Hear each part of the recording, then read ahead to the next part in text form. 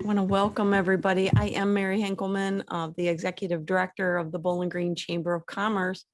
And I appreciate you joining us tonight as we open these conversations that will help all of us gain insight into how to drive the recovery of business in the Bowling Green area. The pandemic affected business in so many different ways, even had different effects on similar businesses in the same cities. No playbook. So we've had to find our way. And there is certainly no business as usual for any of us at this time. I want to thank all the businesses that responded to our COVID-19 recovery study at BGSU, the Bowling Green Chamber of Commerce. Bowling Green Chamber of Commerce, BGSU Center for Regional Development, Bowling Green Economic Development, and Downtown Bowling Green collaborated on. So these people are with us here today and they were with us from the beginning. And I also want to thank our Bowling Green Chamber of Commerce Business Council project team for organizing this platform for us to continue addressing the findings from that COVID-19 recovery survey. We had a strong response from our businesses, and we certainly want to continue those conversations so we know what's holding recovery back for our Bowling Green businesses. I'd like to start tonight by having everybody that's here introduce themselves so we are all comfortable. And I'm going to start, if you don't mind, right here with Tony. Okay. For those who are not aware, my name is Tony Vetter. I'm the director for Downtown Bowling Green Special Improvement District and the Downtown Foundation. And we're all in our new offices over on 217 South Church Street. Been working out pretty good, hasn't it? All right. I just want to let you know what we do. So we've been involved with the community for many, many years. I've been in position for just a little over 2. We have created a Think Local campaign over the last couple of years.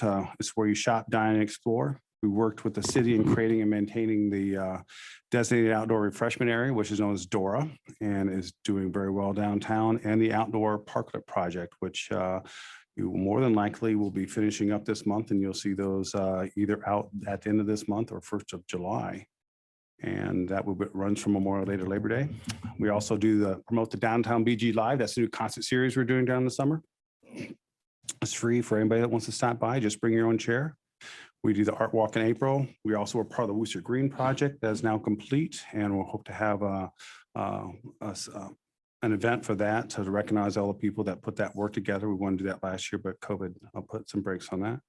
And then we also are promoting, it just starts, so you're going to be the first to know, we're working on artists to be downtown on the sidewalks throughout the summer to combine with the live music and combine with DORA and combine with the parklets. So all 4 of those work together to bring more foot traffic to downtown Bowling Green. And that is our goal. That's our bottom line, is what we do. We do a lot of other things. We keep the flowers downtown. We clean up downtown. We do a lot of stuff. But that's the main thing. There are many other things we do. Just please check out our website. And if you have any questions, always please call me. Okay. Tony got a little bit ahead of us because we were going to go around the entire room and just kind of introduce ourselves. All right. But he put it all out there. I don't have to talk anymore now. A really strong start there, Tony. Okay, So, Katie, could you introduce yourself and let people know who you're with, please? Yes, Kati Thompson with Bowling Green Economic Development. Wade Gottschalk with Wood County Economic Development. I'm Mike Aspacher. I'm the mayor of the city of Bowling Green. And I'm Lori Tretter. I'm Bowling Green's municipal administrator. I'm Greg Robinette. I'm here representing Bowling Green City Council. I'm also a member of the Business Council of the Chamber. Thank you for joining us, everyone. I really appreciate it. So we all have some background on some of the efforts we've provided throughout the pandemic, as well as the recovery by the city, economic development, Wood County Economic Development, and Bowling Green Economic Development. Excuse me. Sorry, I don't want to cough all over everybody. So I have something in my mouth. I apologize.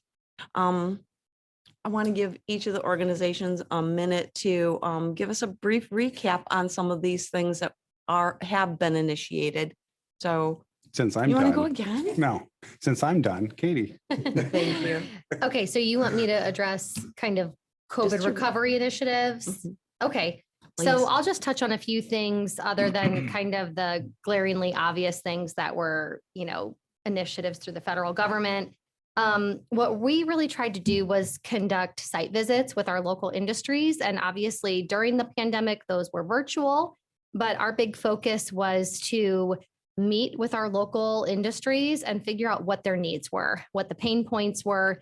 That way we could try to figure out if there was additional ways that we could help that weren't already being provided by, the federal and local governments. So in addition to that, we do have a revolving loan fund through the city of Bowling Green. So the city administers that, but we help advertise it. So we were able to connect a lot of small businesses, especially to that revolving loan fund throughout the pandemic. That was really helpful to be able to infuse some cash into some local businesses that really needed that help. And then in addition to that, we collaborated with the chamber and other organizations to conduct that survey that Mary already mentioned. And that again helped to provide some data and figure out how many of our local businesses were able to take advantage of some of the help that was out there, and then what some of those gaps currently were. And so, like I said, our big effort was simply meeting with our businesses, listening to them, and ultimately, because there was so much help infused at a national level, we were trying to focus a little bit more on the long term. What can we do after some of this, cash infusion and stuff is over? So that's been our focus. Right. So a couple things. So the county commissioners set up a small business grant fund with some of the federal monies that they received that we administered, that went to some of the small businesses that didn't qualify or weren't able to get the PPP or the other federal funds that went out. And so we were able to serve some of those businesses directly with grants through that program. We administered 2 rounds of that program directly. I think the other thing we did, which is kind of like a long-term thing really, is we worked on diversifying the economy kind of throughout the last 20 years that at least I've been here. And part of that allowed us to get a lot of distribution centers here. And those distribution centers, when everybody else was shutting down from COVID, were hiring like crazy.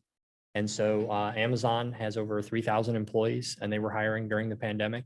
The Home Depot e-commerce fulfillment center. So as you can imagine, e-commerce went kind of crazy. They are over 1,000 people. Their original commitment was 155. And so those kind of things. Walgreens has a distribution center here that now employs over 1,000 people. And so those businesses that we brought in the past were able to pick up and help kind of diminish some of that impact locally, not all of it, but they were able to diminish some of that impact locally by having that diversified economy and provide jobs for people when other industries weren't able to. Mayor, Lori, Good and evening. Greg, are you guys gonna speak as a whole or? Well, I'm gonna let Lori speak to specifics on actions that the city took to support business in Bowling Green. But I would just say, first of all, thanks everyone for coming. I'm eager to the opportunity tonight to listen and hear your questions and take some notes when we begin to discuss what we can do to help to support efforts to continue to recover from the pandemic. I would just comment that when the pandemic hit, we focused immediately on what we perceive to be our essential responsibilities to this community. Those included continuing to operate our municipal utility department and maintain our public services in terms of fire and safety protection. You can imagine there were unique challenges associated with both those responsibilities. But we continue to provide those services with no interruption. I'm extremely proud of all of our city employees that contributed to that. I'll also say that we recognized very early when considering our responsibilities that we needed to make ourselves available to support our business community. And I believe that we took an active listening posture. We tried to engage as best as we could and understand the challenges that you all were experiencing, and we wanted to make ourselves available to those that were more boots on the ground every day, Tony and Katie, and all of you. And we had a lot of great conversations, and I'm really proud of this entire community. Many of you in this room, all of you in this room contributed in some way to the city getting through the pandemic. We're still standing. There's work to do, and I'm convinced that the spirit of this community will allow us to continue to recognize the challenges in front of us and come together as a community to make certain that we can continue to provide support for one another so that we can rebound and get better, frankly, from the experiences of COVID. So I've been extremely impressed with the resiliency of this community, the business community, all of our residents, and I'm eager to continue to support those efforts in any way that we can. Thanks, Mayor. Specifically, some of the things that the city did was looking at our regulations as they related to allowing business to operate in the capacity that it was able to under the health orders, which of course were evolving month to month, week to week at certain points. And as Mary had mentioned in the introduction, what we certainly found is that businesses were impacted very differently. So for example, in the downtown, when restaurants were not allowed to have people inside the restaurants, we were able to say, okay, let's set up some temporary parking where people can pull up to do carryout. At a restaurant that has a traditional parking lot, that looked different. Maybe they wanted to have access to outdoor dining, especially as those regulations became more available to them over the summer, for example. How do you do that? Well, you need to change the parking regulations. You need to say that you can open up the parking in those lots. So we suspended those things. We made other accommodations to signage, allowing temporary signs, allowing permits to free flow without charge for various things in the downtown, for outdoor dining, for different A-frame signs and so forth. So as things came our way, again, we did our best to try to adapt to them, listen to our businesses. And certainly I don't want to get ahead of Mary and moderating, but we are eager to hear from businesses and those active in business as we move forward in how we can continue that into the recovery mode, because we found that the most effective measures that we were able to take came from people who were trying to operate in these areas, and that we can make changes and in cooperation with City Council in some cases to make things better for Bowling Green businesses. So thank you all for being here. Appreciate it. Send it to Greg. Yes, thanks, Lori. I would just say that City Council, I think, has worked hand in hand and cooperatively with the city administration, doing whatever we can to help move the effort forward, keep businesses thriving in Bowling Green. That's everything from making sure that the budget makes sense, that we're doing everything we can to maintain services, so everybody can continue to do business. It's taken any good idea and considering it. If legislation was required or requested of us, I think we acted. I don't think there was anything that we pushed back on. And I think the spirit of our city council right now is we'll continue to look for ways to help businesses in Bowling Green however we can. And that's why we're here tonight too, is to listen to you all and you can help us. Are there other ways that we as a city can help you be more successful? We're all ears, ready to take some action. Thank you. Thank you. I did want to say, as for the Chamber of Commerce, being a membership-based organization, we looked past serving just our investors to providing a comprehensive landing page on our website with all the things COVID related. We got a lot of kudos for that and worked very hard, and Steve can attest to the hours and hours that we put into making sure all the businesses had the information they needed, whether it was from the governor or the health department or whatever organization it was. Conversations with our project teams always revolved around how we could continue to provide our programming, networking, and other services without interruption, including, this is really silly, don't laugh at me, but finding a way to still televise our 2.5-hour reinvented holiday parade. It was very important to us to let people know that Bowling Green was open for the holiday season, for shopping or restaurants, whatever. And we still found that it was even important. What usually takes us one day to record took 2 days of recording. And I don't know if people understand what was behind that, but when you're reaching over 25,000 people with that broadcast, I thought it was very, very important to continue with it, even if we couldn't have the physical parade.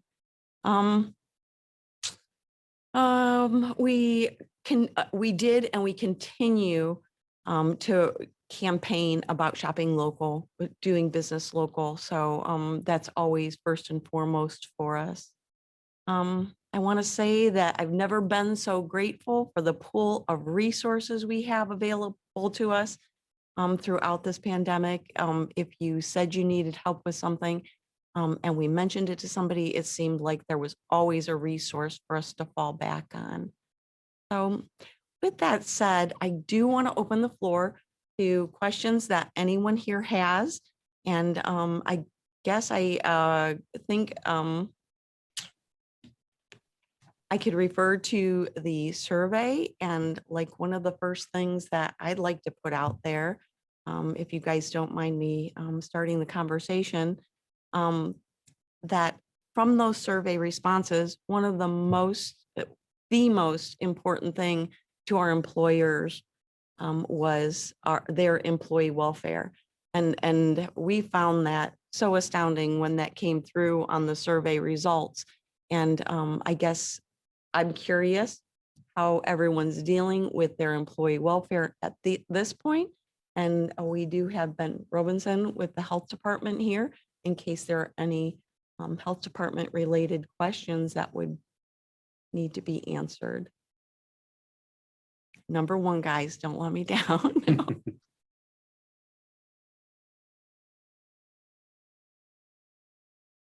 No. Okay, I'll open the floor to your questions now. Well, have- Mary, really quick, I Mhm. have a comment about that. So, Yeah. so you're asking, just to reframe the question, Mhm.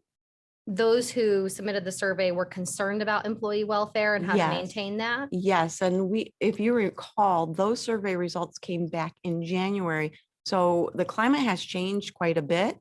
And I thought maybe the questions had changed in regards to, how do you continue to have them wear masks and things like that? We are now in an environment where we're saying, how can we work with our employees to get them vaccinated? And I know they were doing some clinics that went right to your business and things like that. If somebody had those kind of concerns. I don't know if you want to talk a little bit about Mary, that. the only Ben. thing I was going to add to that is, it seems to me that the conversations in terms of the, larger employers in the community that I tend to deal with have shifted from COVID related issues, because it seems like they kind of dealt with all that, like we're almost to the other side of that, is now maybe continuing some of or figuring out how to offer some more quality of life type of incentives or availability to their employees. So, we have some employers doing some creative things. I know if you were on my trustee meeting a couple of weeks ago or whenever that was, we had one of the employers talking about offering micro shifts where people can sign up at a local manufacturing company to work whatever shift they want. So we're seeing that transition of how do we attract a workforce now and provide some of those that flexibility that maybe people have gotten used to, or some of those sorts of things. And so I'm seeing employee welfare kind of shift to those issues and away from COVID a little bit. And I don't know if that's just in my realm. Mary's shaking her head, so you're kind of seeing that too. But so yeah, that's kind of what I'm seeing, is that now we're focusing on how do we attract and retain employees in creative ways. And we can touch on workforce struggles also. Prior to the pandemic, we had openings that couldn't be filled, and they've been exacerbated from the effects of the pandemic. The results that I received from the U.S. Chamber this week in a poll that they had done identified workforce and return to workforce barriers, and this poll is showing inflated employee benefits as being one of the issues. Lack of childcare access, and I haven't heard that too much in our community, but please, if that's something that's out there, if we need to know about it, and skills gaps and overall lack of available workers. We have some people with us tonight that I feel can touch on some of these things. Moja Kamala with Welcome BG, she works with our international population on many levels. And part of what her role is educating businesses on how the international population is being underutilized to help fill some of these positions. Moja, do you mind that I call on you about this, that maybe we can talk a little more about it and get you in front of those employers? So first, to introduce what Welcome BG is, we were launched in September of 2019, and the primary purpose was to build and to promote a welcoming, safe, and inclusive community for all, including immigrants, the refugees, people of diverse races, ethnic backgrounds, cultures, and religion. Now, fact, we do have a serious labor shortage problem. Fact number 2, we are an aging population. Fact number 3, any population growth that has been seen both in Bowling Green as well as in Wood County has been due to the increase of the immigrants or people of diverse races and ethnic backgrounds, and they are of working age. We are in the midst of a crisis that's regarding labor shortages. Sadly, this is not something unique to Bowling Green or in our area or town.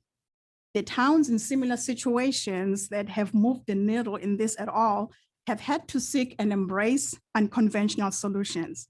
They have had to embrace immigrants and the new Americans within their communities and workforce. We do not have the luxury of doing the same old, and we cannot propose the same old solutions. And this is a collective problem that transcends political affiliations or any individual organizations. We need to make room for the unconventional and diverse partners to be part of this discussion and solution. We have to be open to unconventional solutions. Cultural diversity can improve the company productivity. It can increase the profits and bring a wide range of skills and perspectives to the workplace. But the good news is that you do not have to navigate it by yourself. Welcome BG does have access to immigration lawyers that have the in-depth current work visa laws and knowledge. And they also have the know-how to hire immigrants. Welcome BG also has a resource, a company that does credential evaluation in case you get someone of international status. Welcome BG is also hosting in collaboration with Economic Foundation, a lunch and learn on the 30th, and it's entitled Manufacturing Industries, Labor Shortage and Immigrant Workers and the Immigration Regulations. We will also have a lawyer there, the immigration lawyer, then can be able to address any of those questions that you may have. And then we also have on the panelist, one of the local business that has 80% of its new hires as immigrants. And they're functioning very well, and she will be able to share some of the best practices. So if you're interested, I have the flyers outside, and you can contact us at Welcome BG so that you can get a link for that Zoom thing coming up. For BG and Wood County, in order to build a competitive workforce, we need to promote the inclusive economic growth through immigrant integration. I have a desk full of international students giving me resumes looking for a job. Some of them granted and might not be in the sector, in the job positions that you have open, but there are people who are willing to work. They just need to have people who are willing to take a chance on them, and they can prove to be an asset, and also people who can contribute to the economy in town. Thank you. Yeah. We also have with us here Mary DeWitt with Ohio Means Jobs. Did I startle you? She can also be a great resource for helping bridge those skills gaps and a lack of workforce. Mary, do you want to touch a little bit on that, or? Well, like Mary said, I am Mary DeWitt with Ohio Means Jobs, Wood County. And thanks to Wade and Katie, they keep me employed. But basically what I do is try to hook up the job seekers with the employer that is searching for good quality employers.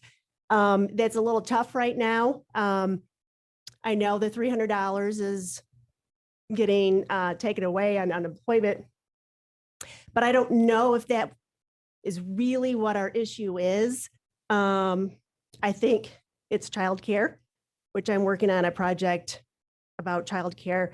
It's transportation. It's the flexibility of the workforce. People are comfortable working at home, or they're realizing that they don't really have to go back to work, that maybe they can sustain their lifestyle with one person working while, the other person is at home. So I think there's a lot of factors, but in workforce, the majority of my life, I've never seen quite anything like this. But I am a resource. I'm another set of eyes for employers, also with job seekers, really trying to hit our juniors and our seniors in high school to develop them in this workforce that is not interested in going to college, not interested in going into the military, but just not quite sure what that career pathway is. I'm another resource for that person, that youth, to help navigate that career pathway for them. And I can easily get them into employment. A lot of employers in Wood County do a reimbursement program for college. So you can be working at a good wage and get your college paid for. So, so come see me or give me a call and we'll try to work out on your problems together. Mary, if I could piggyback on, Yeah. not Mary, or not Mary, but the other Mary. If I could piggyback on that, because I had some stuff I wanted to share about kind of where we're at that kind of dovetails with that. I'm going to ramble a little bit, but I'll try to be quick. I talk fast too. So on the childcare issue that Mary brought up, I mean, just did a quick survey, which they probably have, but I called a bunch of daycare centers, said, hey, if I have a full-time toddler, what's that going to cost me on a weekly basis? When you look at that, you're looking at somewhere between $10,000 and $12,000 to have one toddler full-time. You have two kids. Now think about what you have to pay somebody to make them go to work versus paying $24,000 a year for childcare, right? That's an issue, right? That's an issue that is everywhere in this country. It's not a local issue. That is a national issue. That's something people have to understand is the cost of childcare has gone up, not just the availability, but the cost has gone up so much that it is having a dramatic impact on people's decisions to enter the labor force, especially that second income. Remember that prior to 1980, we didn't have a lot of two-income families. And then we had this big surge in two incomes go in for the next, now what, 40 years. And that may be waning again as the childcare costs have gone up. And so we're going to have to work on ways to address that. The second thing Mary mentioned, the $300 supplement. Federal Reserve actually did a study on this. They found it had almost, a really de minimis impact. It was roughly 1 out of 28 job seekers that had an actual impact on them, where they actually turned down a job offer because of that $300 a week. And they said most job seekers kind of understood that it was nice, but a full-time job with benefits and everything else kind of outweighed that, especially when most of those jobs still did pay more than the 300. The 600 obviously had a bigger impact on that, but once they knocked it down to 300, that impact really shrunk quite dramatically. And it's ending anyway, right? So that's going to go away, but it's not probably going to have that big upsurge. If people are looking for this to all of a sudden have a huge insurge of employees, that's probably not going to be the case. Also wanted to comment a little bit. Mary kind of hit it. Almost all of our employers offer, fantastic benefit programs in terms of, college, so that if you want to get educated, and not just college, but skilled training. If you want to move up, almost everybody has some sort of training programs that they pay for that will help you move up within their company and develop skill sets as you go to increase your wage as you're going up. So there's a lot out there for employees that employees may not, be aware of, or that prospective employees may not be aware of, that we need to promote more to help them understand that. But those are just a couple of things I wanted to kind of piggyback on, because Mary mentioned those, and those are issues we see all the time. But there is, look, we're at a point where COVID had an impact. And I think one of the biggest impacts we're going to find out about COVID is, like Mary said, there's people that realized that they could get by on one income, and that's going to be a tougher nut to crack to get them back. And then the other side of it is we have to look at how many, and we don't know this number yet, we'll know it soon, but how many early retirements we had because of this, and how hard are those people going to be to get back in? Because, it definitely pulled forward some of that retirement as people were able to claim early Social Security or maybe just retire even at full Social Security, but weren't planning on leaving prior to COVID. So those are issues we're going to have to address. And I mean, we're working on it. There's a regional workforce committee. There's actually a couple of them. But we're working on those. And, those are things we're definitely looking at addressing.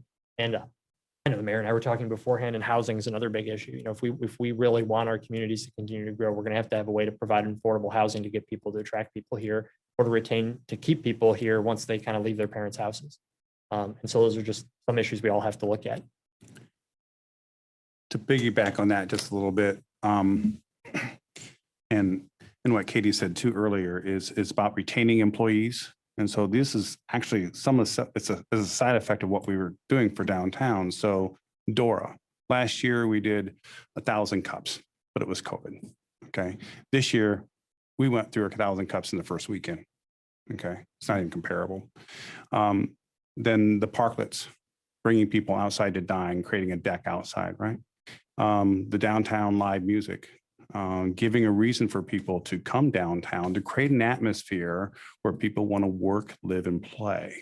So if we get this artist thing off the ground, which it seems like it's going to happen, that's another reason for people to come downtown. So as business owners, you want to retain employees, right? So we're giving you that incentive. We're trying to create an atmosphere where that makes it easier for you to do that. And not only that, but we have this whole downtown dollar program is something you can give to your employees during the holidays. That's an incentive for them to not only spend money in the downtown area, but also as an incentive for their hard work throughout the year. So there's different initiatives we have. If anybody has any other ideas, I'm happy to entertain them. Maybe more or tweak ones that we currently got. I'm happy to entertain those thoughts too. So please let me know. Yeah.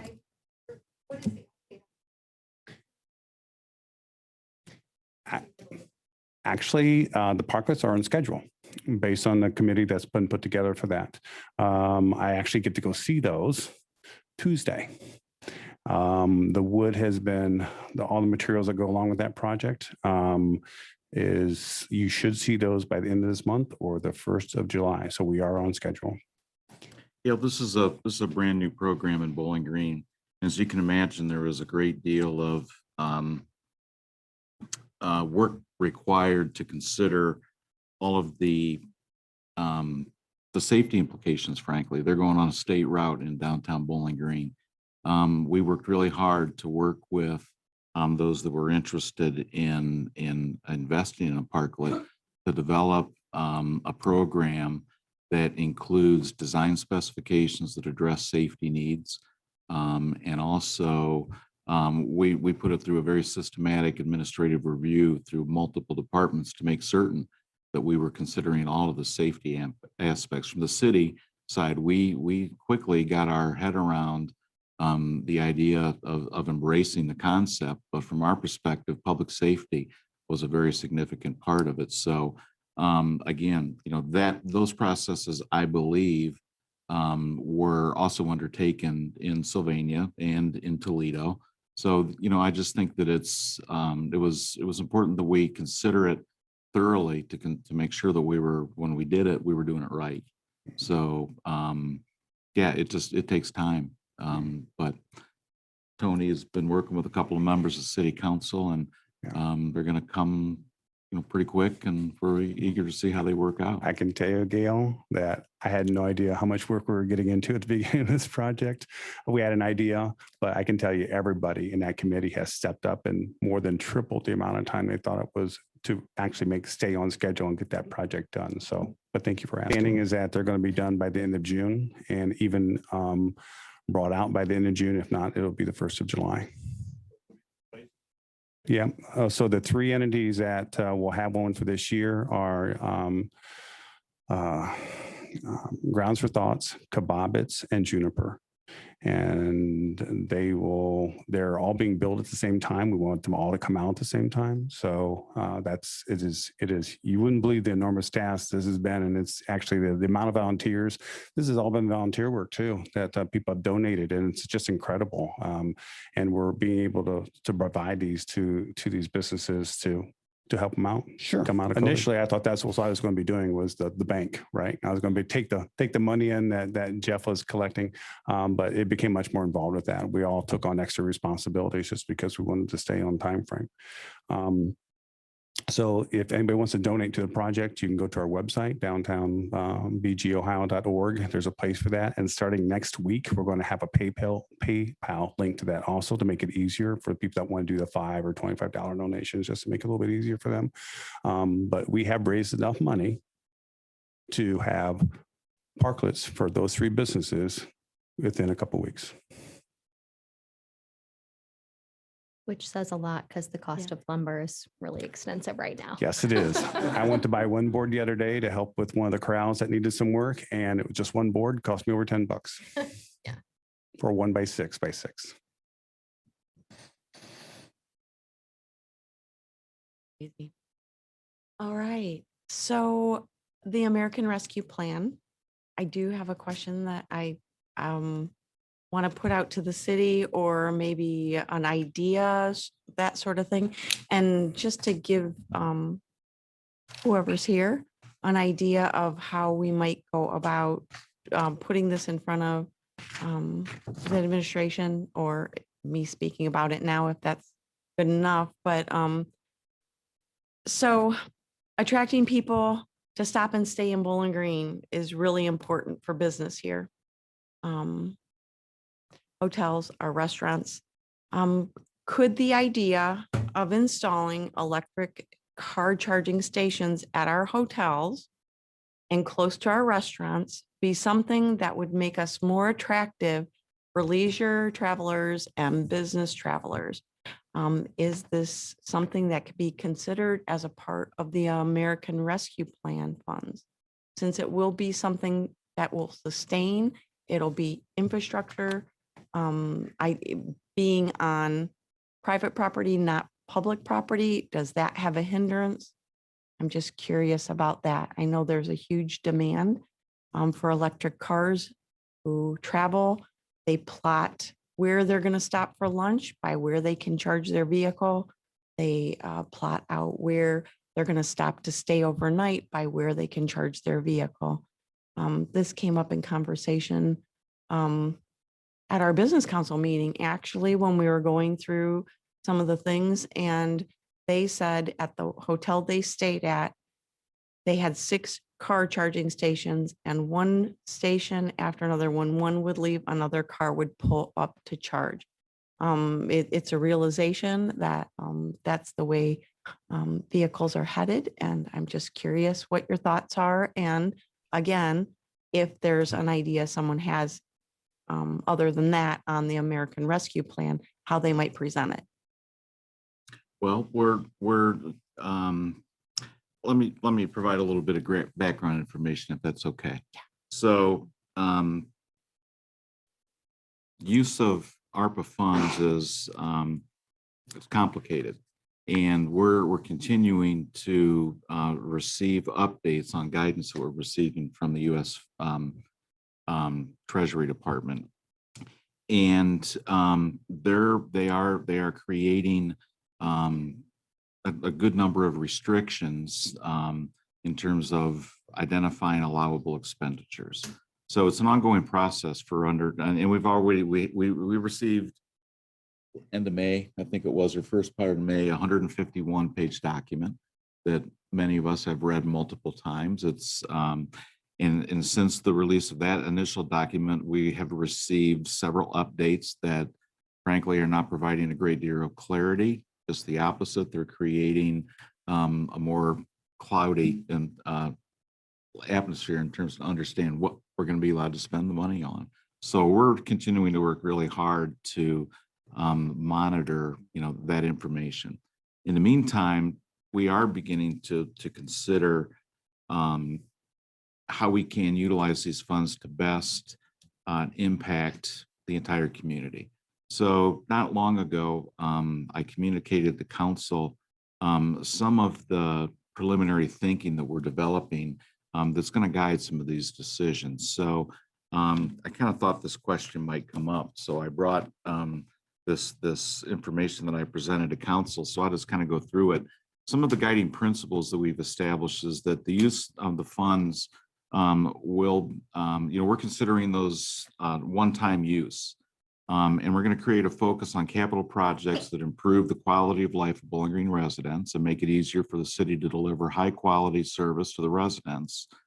Projects that could provide a return on investment and also determine ways to provide relief to local residents, businesses who have felt the impact, economic impact of COVID. We're of course going to use the funds on allowable expenditures.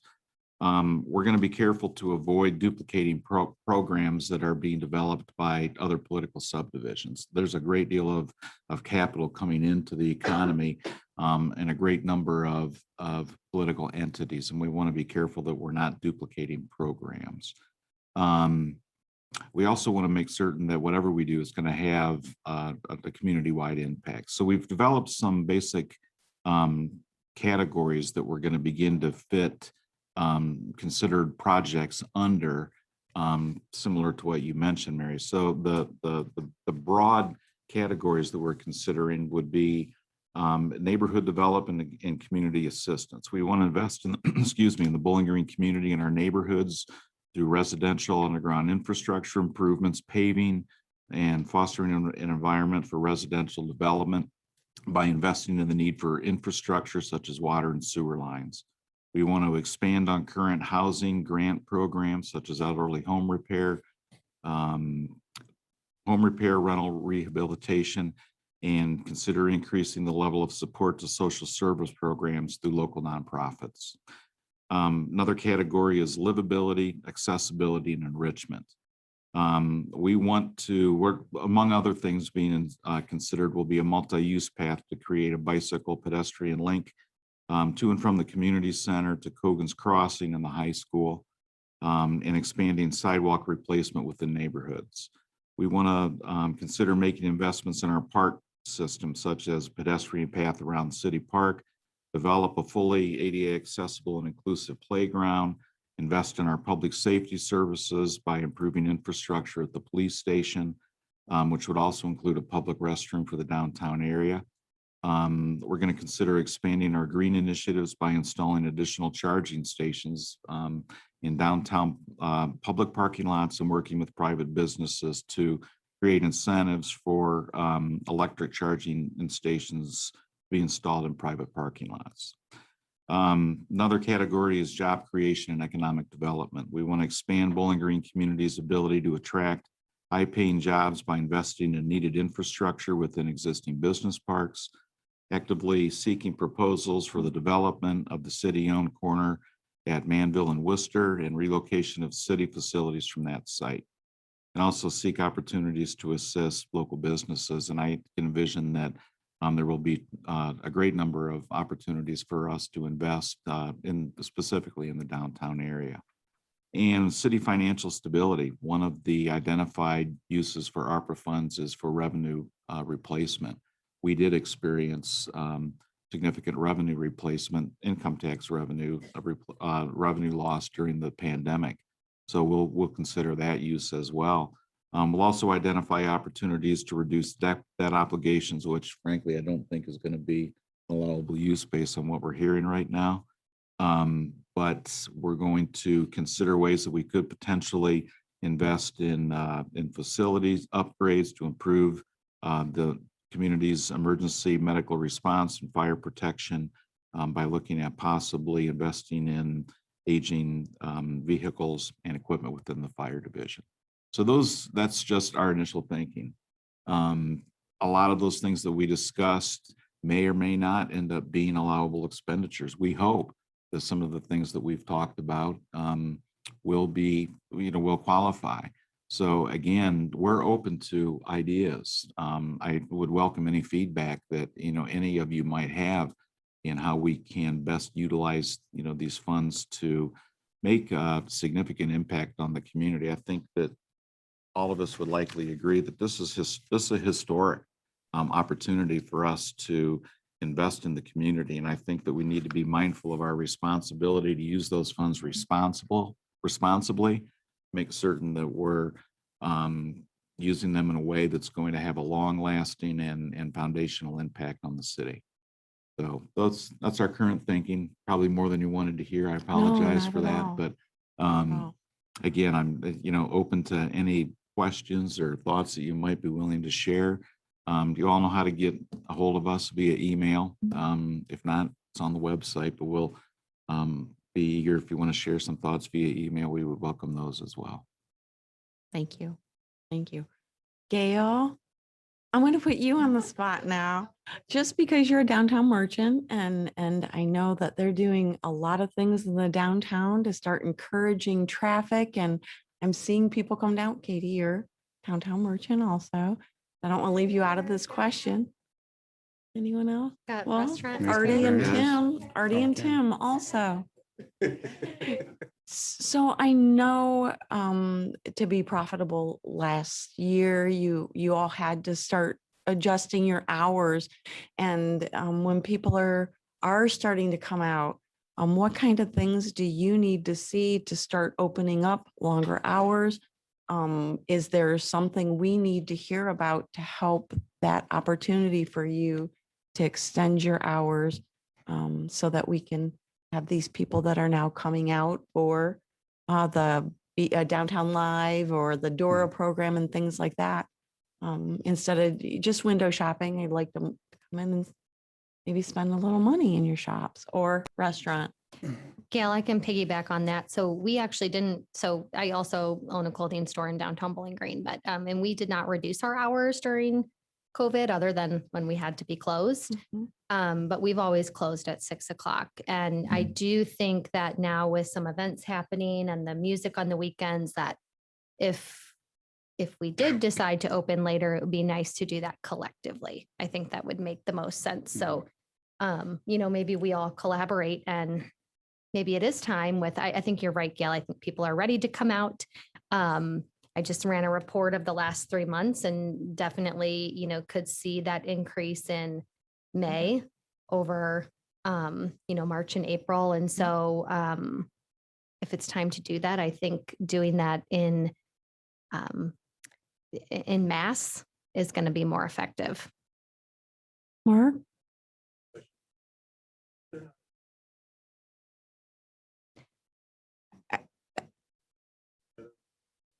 Not Merchants Association. They have the Downtown Special Improvement District, which Tony heads that up.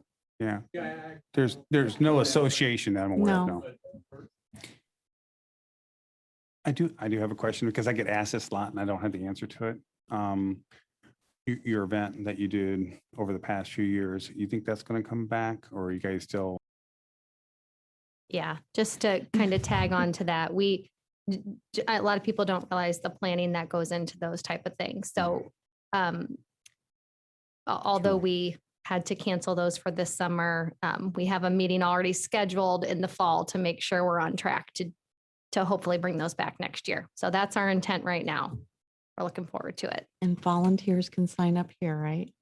Yes. It does take a lot of people, but you guys did a fantastic Mhm. job with that, and we are eager for it to come back for sure. We are, yes. Oh, Joey, yes, please. Hi, can you hear me? Hi, Joey. Hi, everyone. Thanks so much for the opportunity to be here tonight. Just a couple quick comments. I'm Joey Boston, and I manage the City of Bowling Green's energy efficiency program called Efficiency Smart. And the city makes the Efficiency Smart program available to the business and residents in the community with the primary goal to help you reduce your electric cost and your consumption. And we can offer technical support as well as financial incentives for various energy efficiency projects. And if you're considering or have not done an LED upgrade, we've got a special promotion we're doing right now. It's our buy local promotion, where if you will do an LED upgrade and utilize a local supplier or a local contractor, we'll add additional incentives to the project. The idea there and the goal is to keep those extra incentives turning in the local economy and doing extra good work. So if you have any questions, I'm happy to help with an energy analysis to show you what the cost savings would be and what the return on investment is. Likewise, the City of Bowling Green does have the Energy Efficiency Revolving Loan Fund, and Kati's organization heads up the loan fund. And between those two programs, we can offer some really fantastic deals on LED upgrades. Some other things that we've done to respond to COVID, on our website, you'll find some resources for restaurants that show when people were shut down. We put together some guides so restaurants could identify during a shutdown. They could look to see from their bills, were they actually shutting everything down and where they might be able to save some money. One last thing that we have going on real quick is like so many people, we really relied and turned to social media during COVID-19 because it was an invaluable resource to communicate with our customers. And right now we've launched it's a really exciting promotion that we're doing on Facebook called the Tip Jar Contest. And for the Tip Jar Contest, residents can nominate a local and independently owned restaurant to win up to $1,000 in energy efficiency improvements. Restaurants can also self-nominate. The nominations are open through June 30th. And what we'll do is we're going to select 5 restaurants as finalists and then hold a vote on Facebook between July 15th and July 29th. And the restaurant that receives the most votes will get $1,000 towards energy and energy efficiency improvements. So lastly, I just want to say, Mary, thank you so much for being such a great partner and helping us to promote some of the things that we've been doing. I know that your group has really done a great job, and anybody that has any questions, feel free to reach out. I'd be happy to help. Thank you, Joey. And I wanted to mention too, when we were talking just the other day, and we were talking about the tip jar, and you said someone from Bowling Green nominated and will be receiving a gift card. Am I not mistaken? Actually, I misspoke on that. Someone from Bowling Green was selected to be entered into the drawing to receive Okay. the nomination. So that was really exciting. Yes. Okay. So if you nominate a local restaurant, not only might they win, the nominator will also be in a drawing too. So Correct. thank you very much. Thank you for helping us to promote. You're welcome. All right. So being respectful of everybody's time, I think we are right on time. Business Council would like to gauge the interest that you guys had in this meeting. If you'd like to continue conversations, what some of the questions might be, we'll be following up with an email so I could take that information back to that project team. So please answer the email so we can decide if we're going to continue these conversations. Thank you all.